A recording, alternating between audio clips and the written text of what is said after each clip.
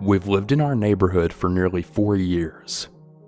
A few houses down and across the street is a Filipino family. They're pretty nice, and whenever we see each other, we always have small talk and we know each other by name. We moved in right before I gave birth to my oldest, so they always ask for the baby and they love seeing them. We have even had meals at each other's homes before. This summer, they had an older family member, maybe 55 to 60 years old, come to visit.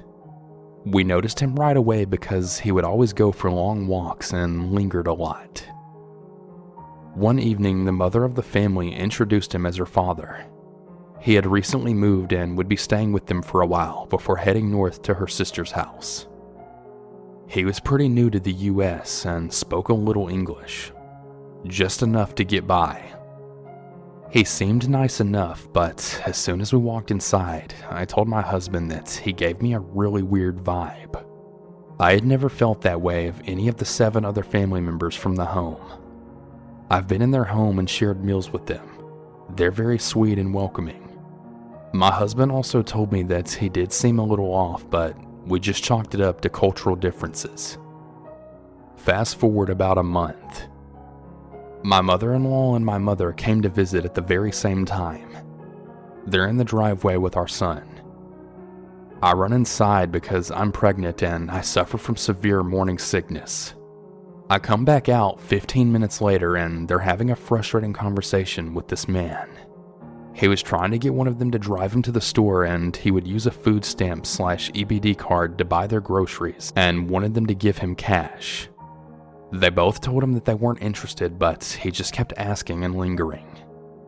When I went outside, I called out to my husband to come out, and when he saw us, he walked away very quickly. Both of our mothers told us what had happened and how forceful that he was being with them.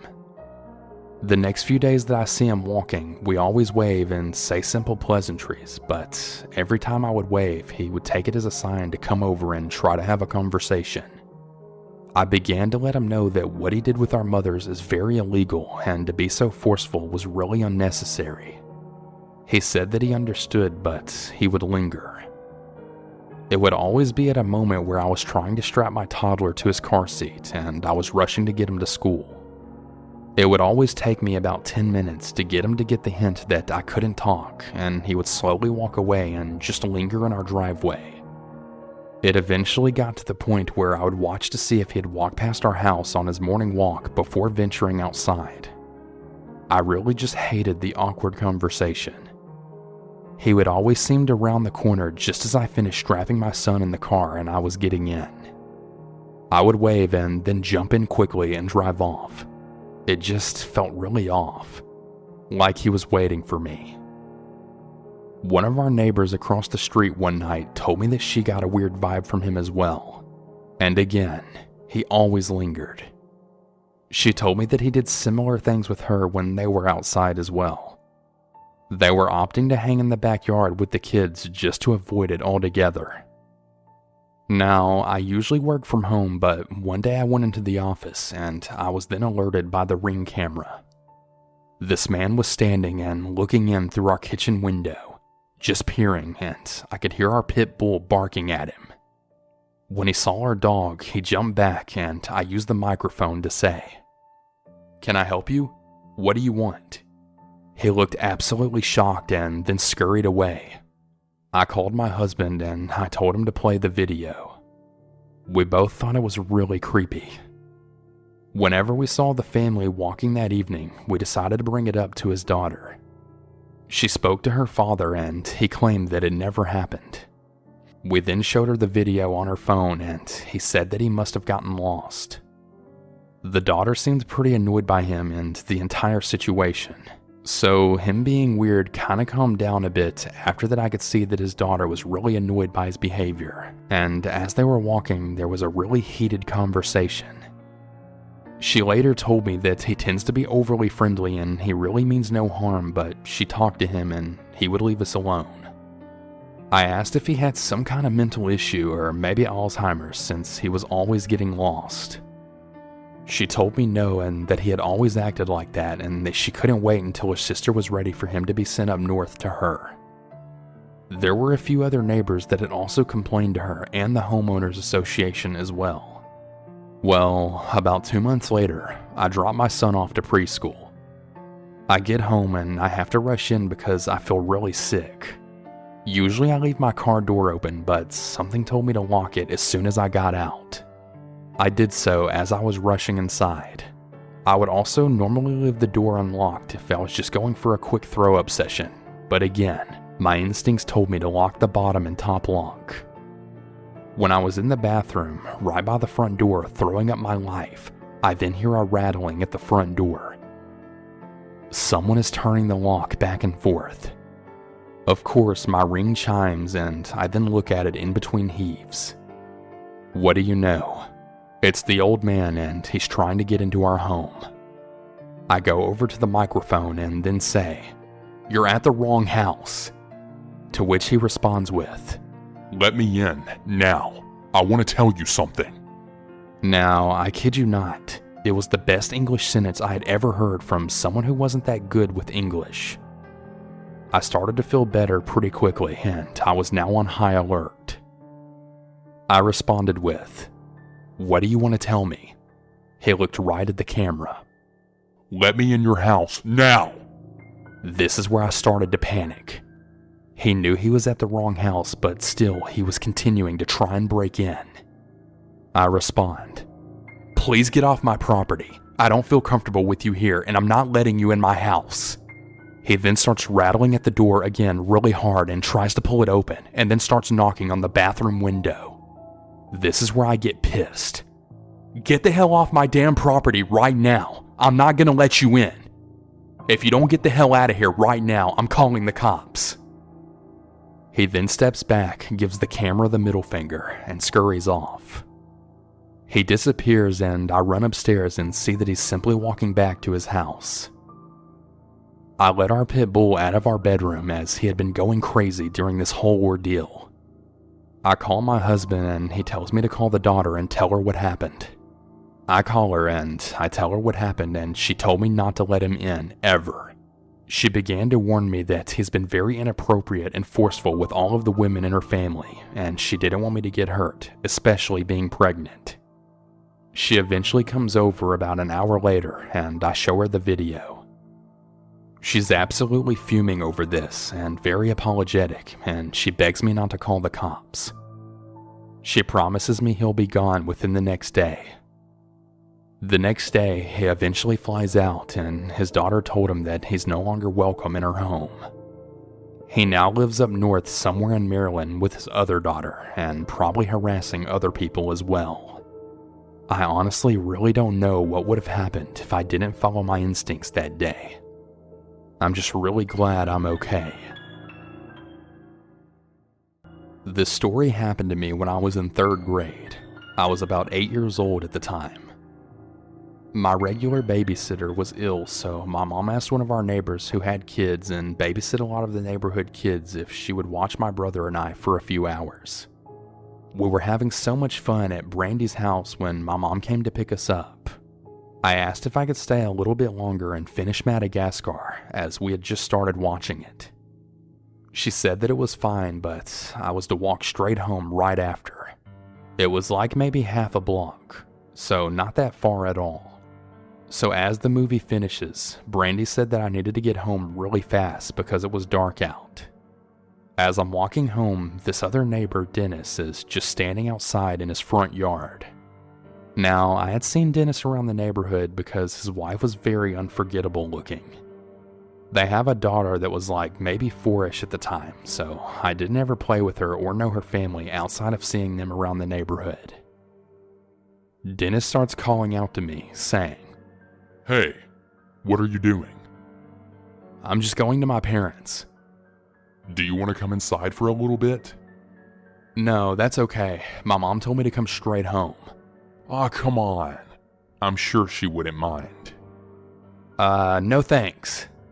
"Come on. I have a daughter who would absolutely love to play with you. We can even make snacks." At this point, I was just like, red flag, abort mission, and I started booking it home really fast.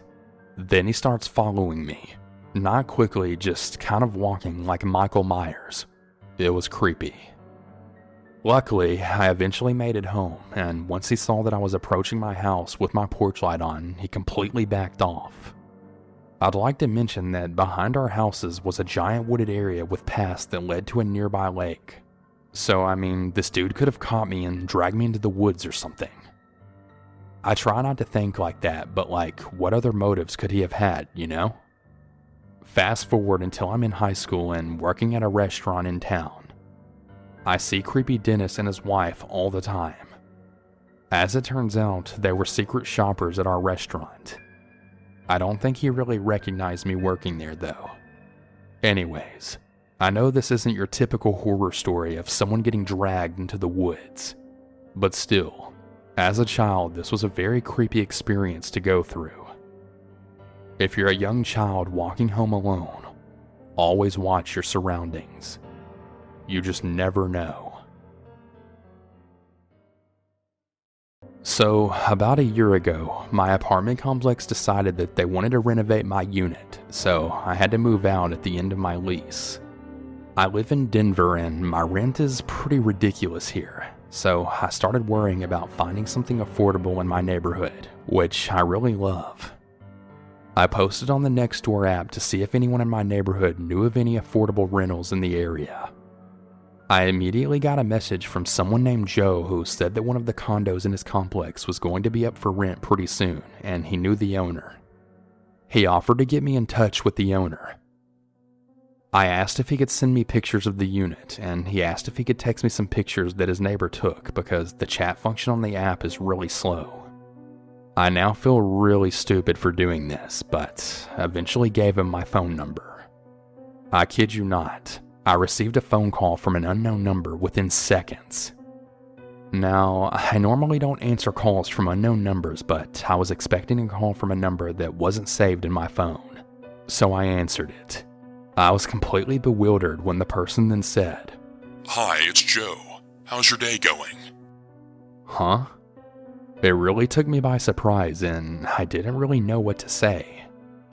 He started to just shoot the crap on the phone, talking about how he works nights and how tired he is and how he takes care of his daughter while his girlfriend works during the day. I finally interrupted and then said, "So, about the condo?" He pretty much completely disregarded that and then said, "I really don't think that my girlfriend would appreciate me talking to you, but I don't have to tell her, right?" I said that I have to go and then immediately hung up the phone. And as soon as I did, he then started texting me.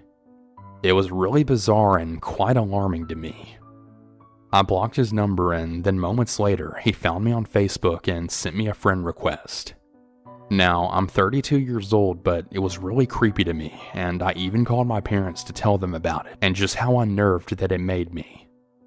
And the worst part about it is that on Nextdoor, even if your exact address isn't listed, your complex is. So, I was pretty certain that I didn't have my address visible in my profile, but I checked, and sure enough, my address and unit number were totally public. Unable to really contact me in any other way, he started messaging me again on Nextdoor, asking me if I wanted to go on a walk with him. You can't really block or report people on the app, so I just decided to delete it. So, one night about a month or so later, I had a knock on my door at around 10 p.m. on a weeknight. I looked out my peephole but couldn't really get a good look. I saw that it was a man who slightly had his head down. Either way, I don't answer the door for anyone that I'm not expecting, especially not a random guy at 10 o'clock at night. Feeling panicked, I decided to call my neighbor across the hall. She's an older woman and we always look out for each other since we both live alone. I asked her if it looked like he was some kind of delivery guy at the wrong door. She opened her door to try and get a good look at the guy, and that spooked him because he literally ran away.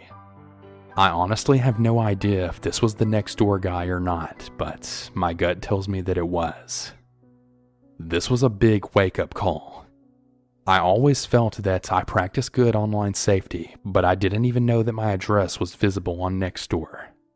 I'll never be that casual or lazy about privacy settings like that ever again. I'm 28 years old, but when I was about 5 years old, my mom and I lived in this duplex that was off a main road and kind of in a wooded area. We lived on one side and the other was a woman and her son. He was studying to be a teacher. My mother had me pretty young, so she was about 25 years old and the guy was in his early 20s. He would often come and talk to my mom.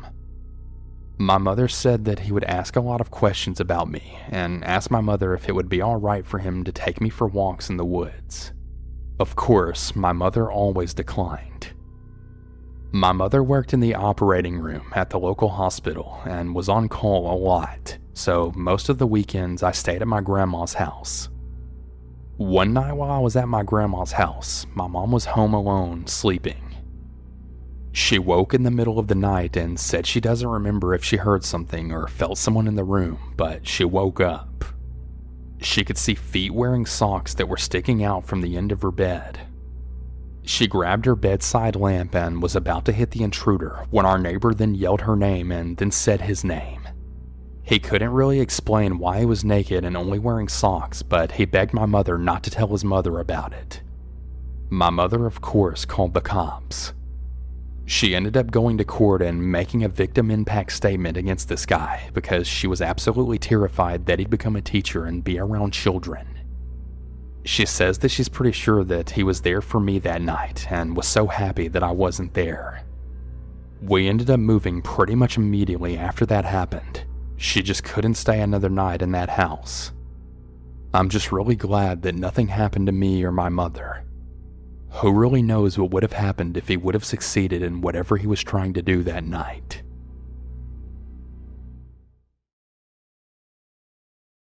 This happened to me back when I was around 12 years old. I was going through some of my old cringy notebooks and journals with my girlfriend, and I found my old journal entry where I wrote about this day, and all the memories came flooding back to me. I used to live in what I thought was a really safe and secure private community. I wasn't allowed to just wander around too far from home without supervision, but because our neighborhood was a gated community, my parents would let me walk around within the gates anytime that I wanted, even if they weren't home. One day I was riding around the neighborhood after school when I saw a middle-aged woman crying on the floor of her porch with the front door wide open. I was pretty concerned and got off my bike to see what was wrong. She said that she was having problems with her husband and immediately asked me to come in so I could keep her company while she calmed down. My stranger danger sirens were completely going off, so I declined. She kept pushing me. Please, just for a moment. I just need someone to talk to. Now, I was raised to always respect elders and to be a good person, but I was also raised to know about stranger danger. So being a young naive kid, I actually felt pretty conflicted about whether I should go in or not. Ultimately, I declined repeatedly enough that she instead asked me to wait outside with her and then sit with her until she felt better. I agreed to this since I felt very safe in my own neighborhood. She asked me to wait on the porch for her while she walked into the house and visibly grabbed a couple of framed pictures from off the wall. She then sat down next to me inside the house while I was sitting on the porch just outside of her door. She then started showing me the pictures. One was of a kid older than me in the local high school football uniform, and the other of a man and the same kid. She went on to tell me these stories about how she met him and how they spent their honeymoon in Hawaii, and how her kid was so good at football, one of the best on his team. She was very worried that if her and her husband got a divorce, she wouldn't be able to see her kid anymore. And then she started bawling again, this time onto my shoulder. This actually caused me to let my guard down quite a bit. For some reason, once I knew she had a kid, I felt a bit more comfortable around her. She was talking for a while though, and I was beginning to start to feel a little awkward as she was on and off crying on my shoulder, and I didn't know how to react in the situation. What the heck did I get myself into? I kept thinking to myself as I nodded my head pretending to listen. I was more concerned about finding a good excuse to tell her I had to go home. She kept calling me such a young nice boy and telling me, "You have no idea how important it is for you to spend your time with me," which made me feel a little bad about just leaving her. She kept telling me that she wanted to reward me and make me some dinner if I just came in, which I continued to decline. Finally, I told her I had to go, and she asked me if I knew anything about how to turn on her cell phone, as she just got her first cell phone very recently. I told her I did and I could help her out before I left. She told me to wait yet again, and this time left for quite a while. I kept thinking I should just walk away, but part of me didn't want to be rude, especially since she lived right around the corner from my house and possibly even knew my parents. My anxiety levels would spike as I got closer and closer in my head to convincing myself to just stand up and walk away. Then it would just dissipate and I'd tell myself, no, I can't just leave. Finally, after what felt like an eternity, she brought me her phone, which was an Android. I had only had an iPhone 3G at the time, and it was my first smartphone, so I was a little worried that I wouldn't know how it worked. I just held the power button down for a second and lo and behold, it booted right up. She asked me then if I knew how to check text messages. I found and opened up the Messages app and there was only one number not saved as a contact in the app. She then pointed to it and said, "That's him. That's my husband's number. Read me his texts." I opened it up. She had received basically the same text over and over again, just multiple variations on hello and please respond. She angrily said to me, "Read them to me right now. I want to know what he said to me." I then tell her. They basically all just say hello with a question mark. She just reaffirmed in a stern voice, "Read them to me."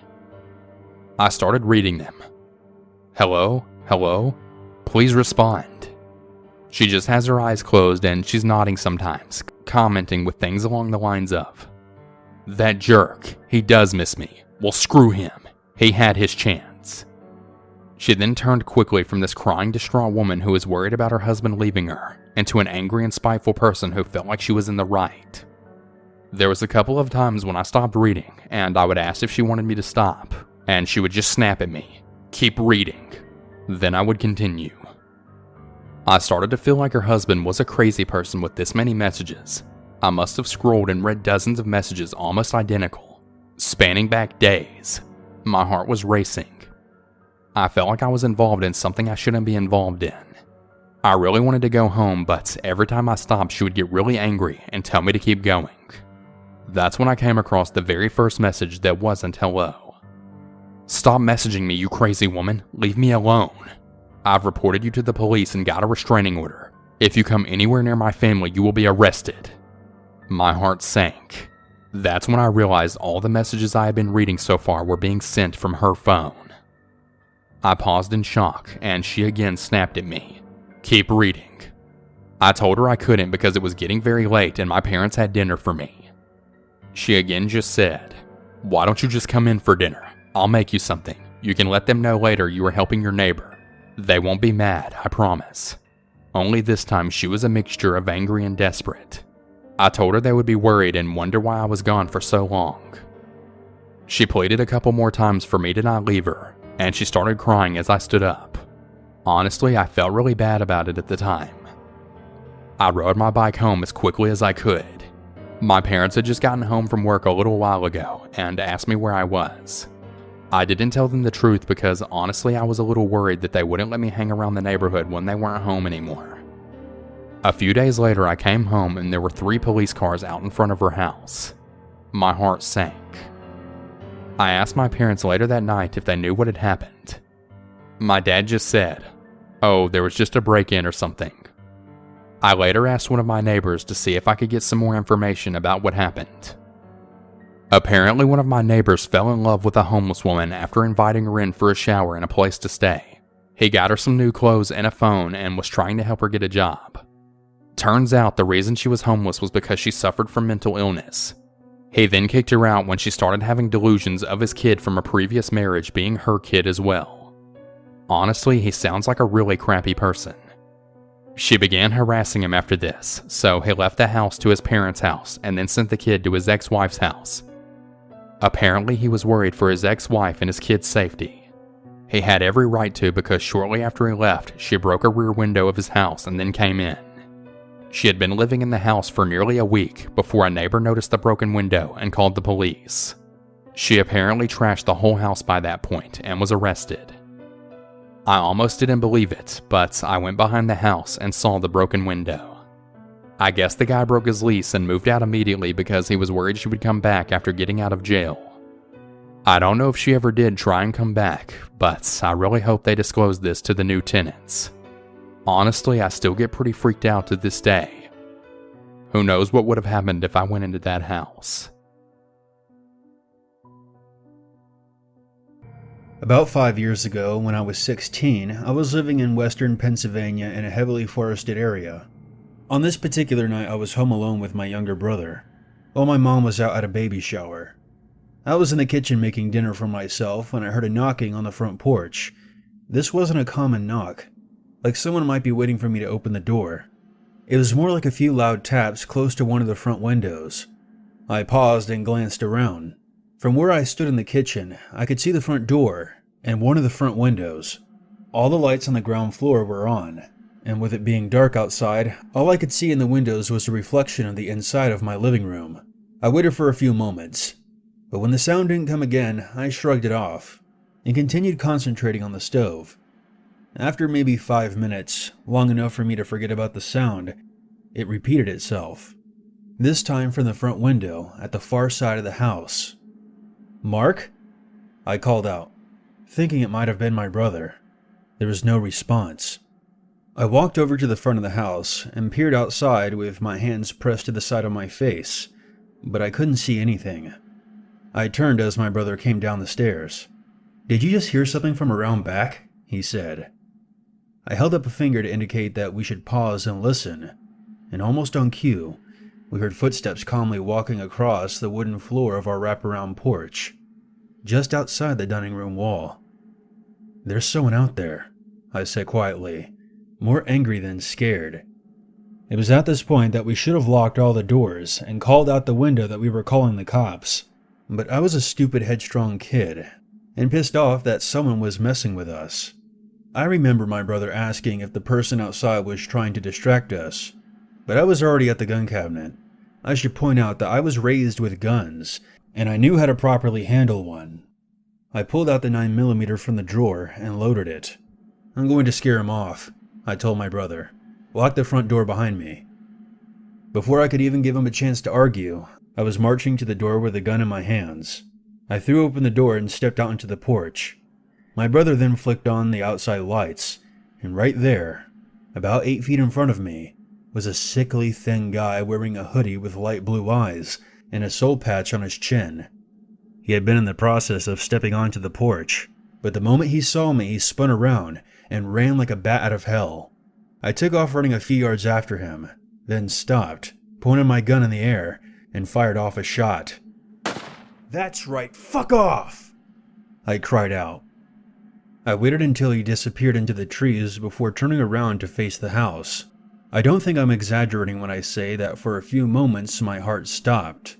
I felt that momentary wave of ice water through my veins, and the painful thudding of my heart in my chest as it tried to correct its rhythm. There was at least 8 other people standing around my porch, and a handful more scattered around the yard. They were mostly men, but there was also at least 2 women, all dressed in dark jackets and hoodies, looking mostly like they were in their early 20s. None of them said anything. Instead, they all just stared at me, their hands mostly in their pockets, and I couldn't tell if any of them had weapons. Then they all just scattered. Some jogged away, but most of them just walked off in different directions out into the woods. I legitimately forgot for a handful of seconds that I was holding a gun, until I raised my hands to my face and felt its weight. I sprinted back to the front door and pounded on it until my brother let me back in. I had no idea what to tell him.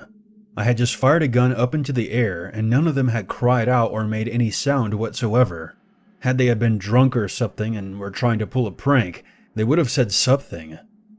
They would have been like, "Whoa, sorry man, wrong house, put down the gun." But all they did was just look at me, like I had just ruined their surprise attack. And more disappointed than scared, they all just wandered off. I had no idea what to make of it. My brother turned on all the lights in the house and called the cops, who to their credit arrived within 10 minutes and swept the perimeter.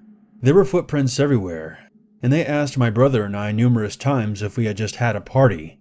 I kept telling them a dozen or more people had just been loitering around our house in the darkness, but the cops didn't seem to take it that seriously. They asked if the strangers had threatened us, and I had to admit that they didn't in any direct way. They confiscated the handgun after I told them that I fired off a round, but they eventually returned it. I have no idea to this day what those people were doing that night outside of our house.